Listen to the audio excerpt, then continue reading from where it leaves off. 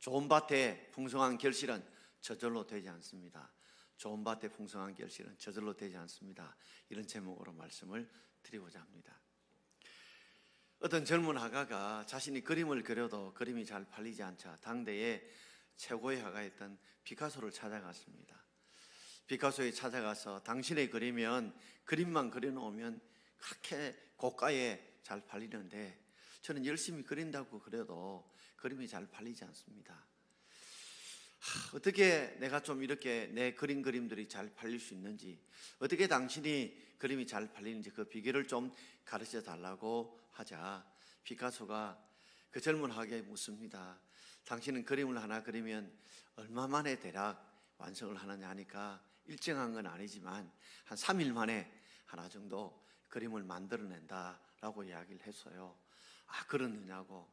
근데 나는 그림을 3년 만에 하나 정도 만들어낸다. 하나의 그림을 완성하기 위해서 혼을 불어넣고 그게 모든 열과 성의를 다해서 그래서 그림을 만들어낸다. 그러면서 당신도 3일 만에 그림을 만들지 말고 혼과 역을 불어넣어서 정말 진정을 다해서 그림을 만들어낸다면 그 그림은 3일이 되지 못해서 팔릴 것이지만 3일 만에 후딱 만들어내다 보면 3년이 지나도 그 그림은 팔릴 것이 아니라고 충고를 해 주었습니다. 그렇습니다. 우리가 다 풍성한 결실을 다 원하지만 풍성한 결실은 저절로 되는 것이 아닙니다. 땀과 눈물을 쏟은 만큼 그 모든 열과 혼을 다한 만큼 얻어지는 것이기 때문에 그렇습니다. 주일 낮에 52주 동안에 나온 여러분, 2018년도를 돌아보면서 내가 매주일마다 말씀을 듣는데 왜 내 신앙은 성장하지 않을까? 왜 내 신앙은 성숙하지 않을까? 왜 내 삶은 그리스도의 말씀 안에서 풍성해지지 않을까? 그에 대해서 고민해 보신 적 많으시죠? 왜 그렇다고 생각이 드세요? 오늘 마가복음 4장의 씨 뿌린 비유를 통해서 우리가 잘 아는 말씀이지만 우리를 돌아보는 우리의 삶을 한번 반성해보고 다시 한 번 더 우리가 우리의 삶을 성장하고 성숙하는 그런 괴기의 시간으로 만들어 갔으면 좋겠습니다. 오늘 마가복음 4장 14절 말씀을 우리 함께 읽겠습니다. 뿌리는 자는 말씀을 뿌리는 것이라. 자, 씨를 뿌린 자는 씨를 뿌린다 해야 맞죠. 근데 그 씨가 뭐요? 말씀을 뿌린다라고 했습니다. 당시 예수님께서 바로 씨 뿌린 자였습니다. 그리고 예수님께서 그 씨는 하나님 말씀을 전할 때 말씀을 전하는 그것이 바로 씨였죠. 그리고 말씀을 받는 사람들, 그 사람들의 마음을 오늘 밭에 비유하고 있습니다. 우리 지금은 제가 씨 뿌린 자입니다. 제가 여러분을 향해서 하나님 말씀의 씨를 뿌리고 여러분은 그 씨를 받는 이 마음 밭과 같은데, 그렇다면 왜 우리가 52주 동안 말씀을 이렇게 들으면서도 불구하고 왜 우리가 말씀의 씨를 받아에도 불구하고 그 말씀의 씨대로 왜 결실하지 못할까? 내가 성숙하고 성장하지 못할까?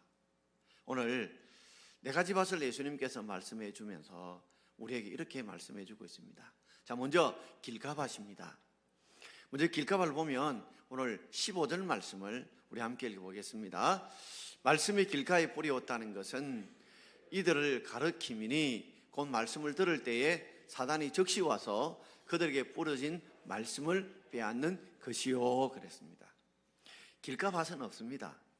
길가에 씨가 뿌려졌는데 그래서 이걸 줄여서 길가밭이라 하지만 당시 팔레스타인에서 씨를 뿌릴 때 어떻게 뿌리냐면 우리 같이 하나하나 그 씨를 심는 것이 아니고 날씨가 덥고 그렇다 보니까 그들은 서서 그냥 씨를 이렇게 뿌리는 겁니다.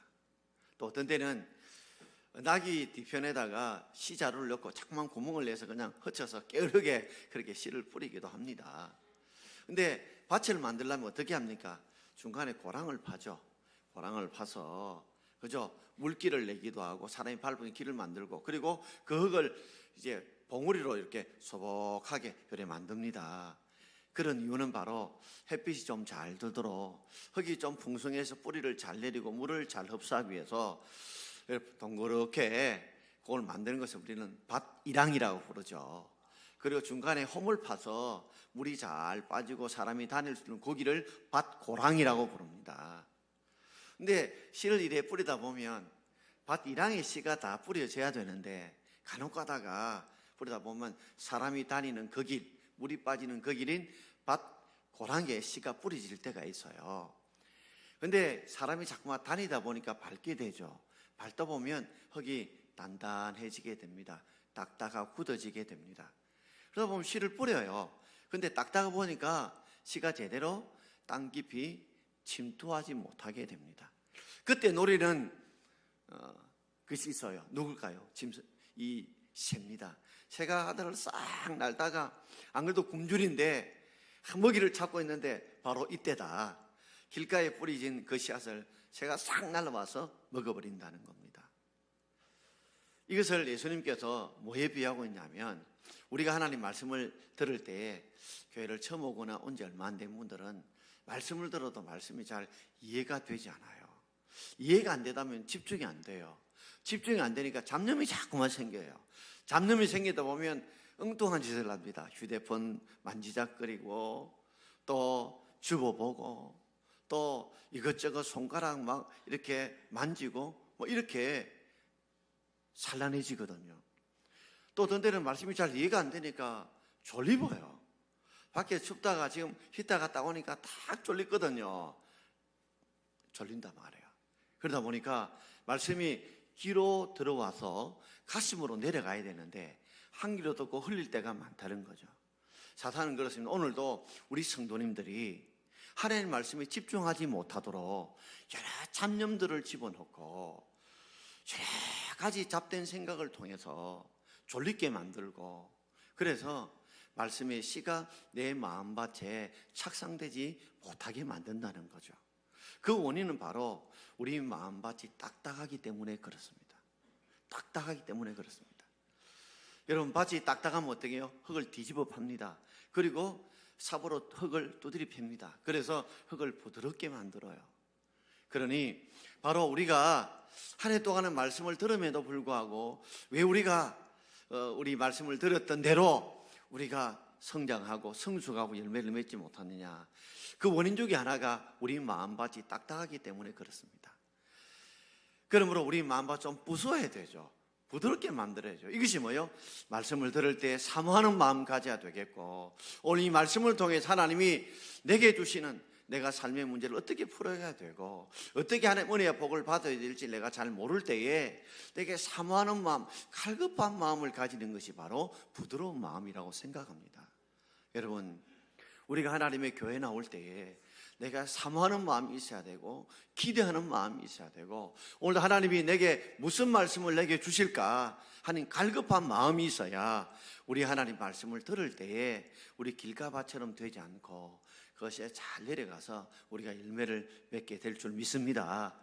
한번 돌아보면 우리 기대 없이 사모함 없이 갈급함 없이 오진 않았는지 그저 출근 도장 찍듯이 예배 안 오면 이상하니까 찝찝하니까 죄책감이 드니까 그저 예배 오면 아닌지 돌아보고 날마다 다시 한번 돌아보고 좀 사모하는 마음을 달라고 내게 부드러운 마음을 달라고 말씀을 듣고 하나님의 음성을 들을 수 있는 은혜를 달라고 기도하는 마음으로 우리 하나님 앞에 예배 드릴 수 있기를 바랍니다. 자, 두 번째 마음밭은 돌밭입니다. 오늘 16절과 17절 말씀을 함께 읽겠습니다. 또 이와 같이 돌밭에 뿌리었다는 것은 이들을 가리킴이니 곧 말씀을 들을 때에 즉시 기쁨으로 받으나 그 속에 뿌리가 없어 잠깐 견디다가 말씀을 인하여 환난이나 핍박이 난 때에는 곧 넘어지는 자요 그랬습니다. 돌밭이 뭐냐면 이스라엘 땅은 우리와 달리 땅들이 좀 척박합니다. 그러다 보니까 돌들이 많아요. 근데 바람도 많이 불다 보니까 부드러운들이 이렇게 바람에 따라서 이 돌들 위에 쌓이게 됩니다. 그러니까 씨를 뿌리면 이 바람에 불리는 이 부드러운 돌로 인해서 씨가 그게 떨어져요. 떨어져서 이제 뿌리를 쭉 내리려고 하는데 밑에 뭐가 있어요? 이 돌들이 있습니다. 그러다 보니까 제대로 뿌리를 내지 못하는 그와 같습니다. 이 돌들이 뭘까요? 바로 우리가 하나님의 말씀을 다 듣고 뿌리를 내리고 싶은데 이 돌들이 문제죠. 우리 마음속에는 돌들이 문제입니다. 저는 이 돌들을 의심의 돌, 불신의 돌이라고 생각해요. 하나님 말씀을 들을 때 이 말씀이 진리의 말씀이다, 하나님의 말씀이다 하고 내가 믿음으로 받아야 되는데 나도 모르게 자꾸만 따진다는 겁니다. 이성적으로 따지고 논리적으로 따지는 거예요. 정말 그럴까 하고 의심하기도 하고 불신하니까 제대로 신앙이, 말씀이 뿌리를 못 내리는 겁니다. 그렇다면 바로 이 돌들을 제거해줘야 제대로 뿌리를 내릴 수 있는 것인데, 바로 이것이 예수님께서 비유로 해석해 줄 때, 말씀을 들을 때 즉시 기쁨으로 받습니다. 오늘 좋은 말씀이다, 참으로 교양적으로도 참 들을 말씀이네, 이렇게 받아는 드립니다. 그런데 뭐가 없다고요? 뿌리가 없어요. 신앙에 뿌리가 없습니다. 왜요?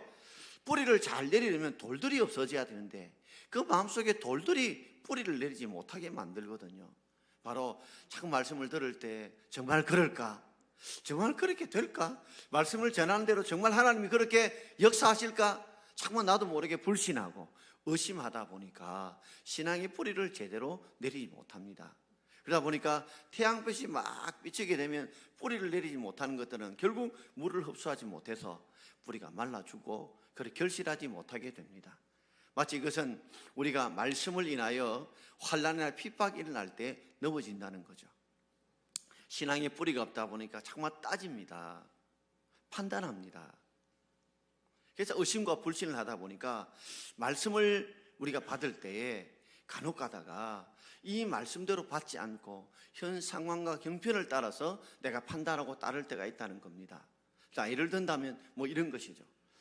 교회를 나왔습니다. 말씀을 들었어요. 참 좋다 싶은데 한 대번 갈 때까지는 남편도 자식도 말 안 하다가 오늘 남편이 한두 마디 하기 시작합니다. 당신 교회 가니까 밥은 누가 차려주노? 당신이 자꾸만 교회 가니까 나는 좀 외롭다. 그리고 왜 이렇게 늦게 들어오노? 참 이런저런 문제로 자꾸만 다투다 보니까 아이고, 가정의 평화를 위해서라도 내가 그러면 교회 가지 말아야 되지, 이렇게 말씀의 뿌리를 못 내리게 되면 상황을 따라 움직이게 되거든요. 형편을 따라 움직이게 된다는 말이에요.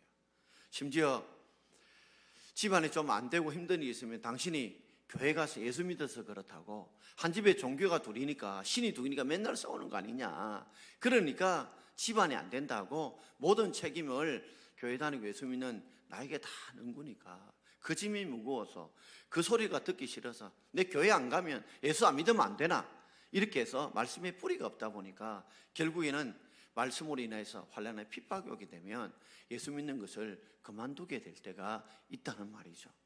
여러분, 우리가 결실을 하려면 더운 여름도 견뎌내고 추운 겨울도 견뎌내야 합니다. 신앙생활은 봄과 가을처럼 좋을 때만 있는 것이 아니라 견디기 힘든 여름도 있고 그리고 추운 겨울도 있습니다. 이 신앙의 삶들을 잘 견뎌내야 바로 우리가 결실할 수 있는 것처럼 하나님을 믿는 신앙으로 여러분들이 잘 이겨내고 견뎌낼 수 있는 저와 여러분 되기를 주의 이름으로 축원합니다. 중국 모태동 시대 때에 그때 문화혁명이 있어서 선교 사람들이 다 중국에서 쫓겨갔습니다. 지금도 중국 선교 사람들 거의 다 쫓겨났습니다. 지금 시진핑 시대 때 얼마나 선교사를 다 쫓아낸지 몰라요.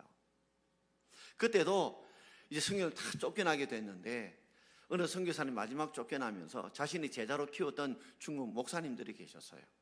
그 목사님들 모아놓고 참 이렇게 환난과 핍박의 때가 오는데 참 내가 앞날을 생각하니까 마음이 무겁다, 이렇게 참 답답하다 하니까 그 훈련받은 목사님 중에 한 분이 선교사님 걱정하지 마십시오 하면서 찻잔 그릇을 보면서 티백을, 찻잔 그릇에 있는 티백을 올리며 그럽니다. 티백이 뜨거운 물 속에 들어간다고 그 향이 없어지는 것이 아닙니다.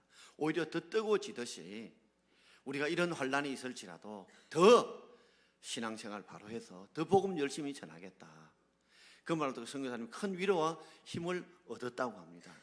여러분, 저 사람이 진짜 신앙인이냐 아니냐는 위기 때가 오면 저 사람이 진짜 신앙인인지 아닌지가 다 밝혀지고 드러나게 된다는 겁니다. 여러분, 상황 형편을 보지 마시고 끝까지 신앙의 뿌리를 내리게 되면 이런 버티고 견디고 이겨나갈 수 있을 줄 믿습니다.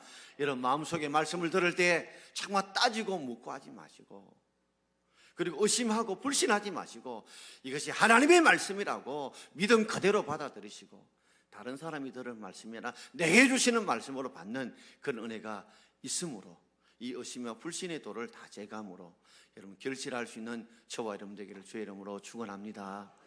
자, 세 번째 마음밭은 가시밭입니다. 우리 18절과 19절 말씀을 함께 읽겠습니다. 또 어떤 일은 가시떨기에 뿌리인 자니 이들은 말씀을 듣기는 하되 세상의 염려와 재물의 유혹과 기타 욕심이 들어와 말씀을 막아 결실하지 못하게 되는 자요. 그랬습니다.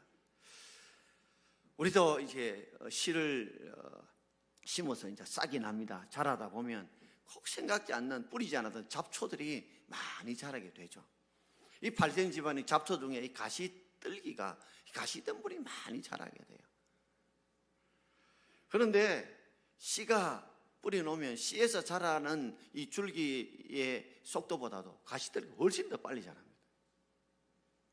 그러다 보니까 씨가 이렇게 자랍니다. 싹이 나고 이렇게 피는데 가시덤불이 점점 더 빨리 자라요. 덮으면서 이렇게 덮어버립니다. 그러니 햇빛도 잘 공급되지 않고 자라던 가시에 찔리게 되고 그러다 보니까 나중에는 결실하지 못하게 되는 상황을 말하고 있습니다. 이것을 예수님께서 비유로 풀어해 주실 때에 말씀을 듣기는 듣는데 가시떨기가 어떤 역할을 하느냐, 바로 세상의 염려, 재물의 유혹, 기타 욕심 때문에 말씀을 막아서 제대로 열매를 맺지 못하게 만든다는 겁니다. 여러분 예배당에 와서 말씀을 들으면서 너무 염려가 많은 분들은요, 신앙이 뿌리가서 염려가 많은 분들은 결국에는 결실할 수 있는 순간이 옴에도 불구하고 결실하지 못해요. 사람들이 왜 염려할까요? 염려하는 이유는 자신이 하고 싶고 갖고 싶고 누리고 싶은데 자기 힘으로 자기 능력으로 안 되기 때문에 사람은 염려합니다. 사람은 무언가를 하고 싶은 그런 소망이 있기 때문에, 그런데 그 소망이 이루어지지 않기 때문에 사람은 염려하거든요. 예배당에 와서 염려를 너무 많이 하다 보면 하나님께 기도로 맡기고 삶을 하나님의 말씀으로 맡겨야 되는데 내가 풀어보려고 염려하다 보면 그 염려 때문에 내가 찔려서 나중에는 결실하지 못하게 돼요. 또 재물의 유혹, 재물의 욕심들이 우리에 있거든요. 이 재물 욕심 때문에 우리가 하나님 말씀에 결실하지 못할 때가 있다는 말입니다. 한 해로 들어본다면 우리가 주일 되면 하나님 앞에 11제물도 드리고 또 우리가 여러저런 주중행금, 성경물, 감사물을 드립니다. 우리 동막교회는 헌금 주변을 돌리지 않고 뒤에다 헌금함을 둡니다. 하나님의 헌금할 때에 그분들이 믿음이 돼서 스스로 자발적으로 즐거운 마음으로 기쁨으로 믿음으로 드릴 수 있도록 하기 위해서 따로 제가 헌금 설교도 잘 하지 않고 정말 자발적으로 드릴 수 있도록 그렇게 나름대로 이렇게 권장하고 있습니다. 그러다 보면 어떤 데는 주일날 이렇게 헌금 명단이 올라갈 때 있어요. 어떤 분은 그걸 보고 혹 상처받는 분도 계시는데, 그거는 헌금을 냈다 보면 종종 딜로 헌금 봉투가 넘어질 때가 있어요.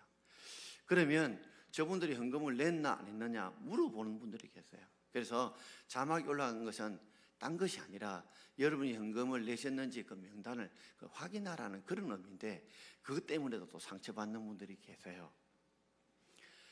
그런데 우리가 하나님께서 이렇게 예물을 드리고 헌금하라는 것도 다 우리를 잘되게 하고 주신다는 거죠. 고린도서 9장 10절 말씀을 우리 함께 읽어보겠습니다.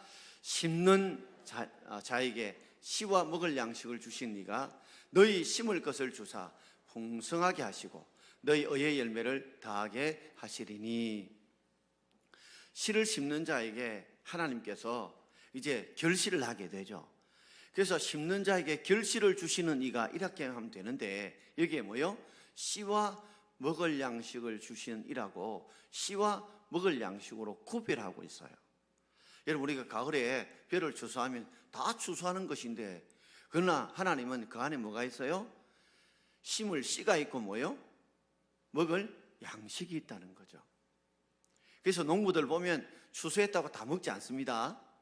그 중에 일부는 씨앗으로 남겨둬요. 그래야 내년에 또 씨를 뿌려야 거두게 되기 때문에 그렇습니다. 그래서 심을 것을 주신 이유는 바로 더 풍성하게 하시고 의의 열매를 우리가 더하게 하기 위해서 하나님 이걸 주시거든요.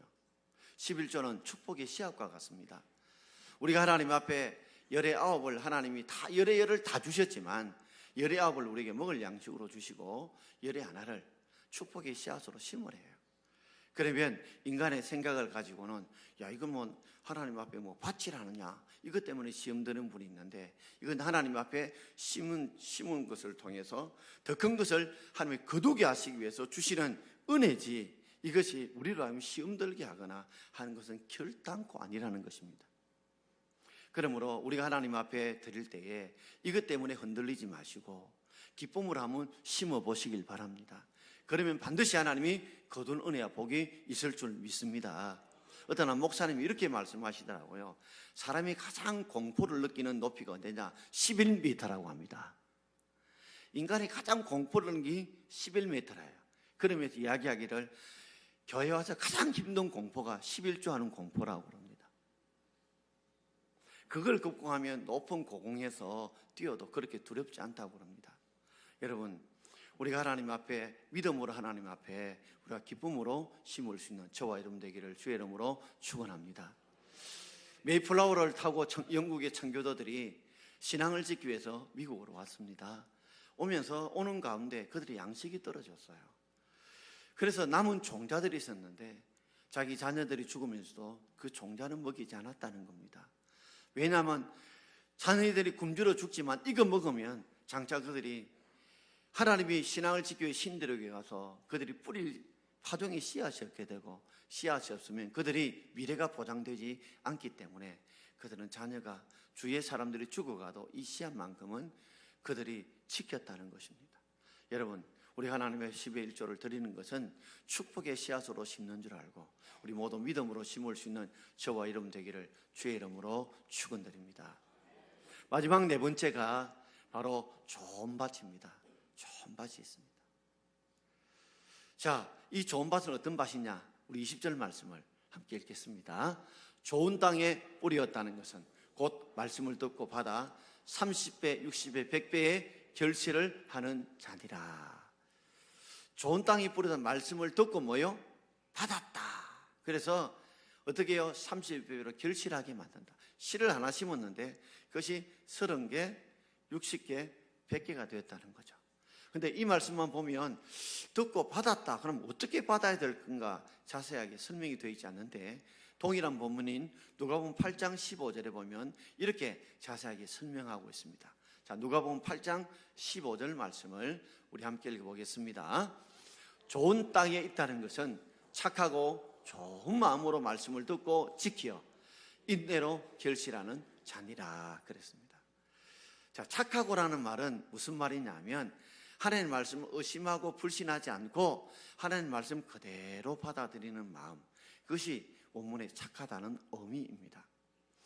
여러분 말씀을 들을 때에 자꾸만 인간의 생각으로 판단하고 따지고 쪼개지 마시고 이성으로 판단하고 비판하지 마시고 하나님 말씀을 그대로 받아들이는 착한 마음이 여러분께 있기를 바랍니다. 그리고 좋은 마음으로 말씀을 듣고 듣는다, 이 말은 좋은 말씀이 뭘까? 원문에 보면 우리가 결실을 하기 위해서 내가 희생해야 될 것, 포기해야 될 것을 포기하고 희생하는 것입니다. 예를 든다면 우리가 하나님의 복을 체험하기 위해서는 십자가를 지어야 된다. 서로 짐을 지어야 된다. 심어야 된다. 봉사해야 된다.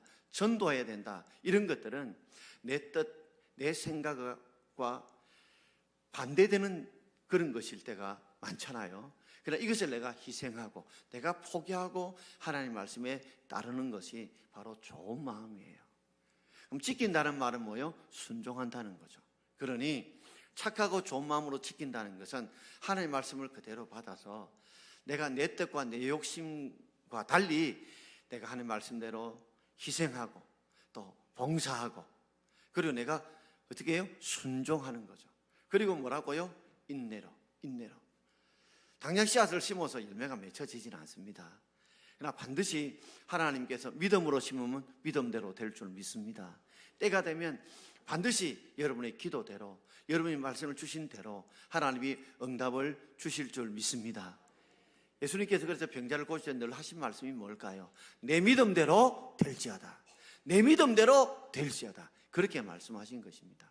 그러므로 여러분, 착하고 좋은 마음으로 말씀을 받아 그 말씀대로 지키고 순종하고 끝까지 인내로 주님 앞에 기도하고 말씀으로 살게 되면 반드시 하나님이 결실하되 어떤 자에게는 30배, 어떤 60배, 어떤 자에게는 100배로 결실케 할 줄 믿습니다. 그걸 통해서 하나님이 뭐예요?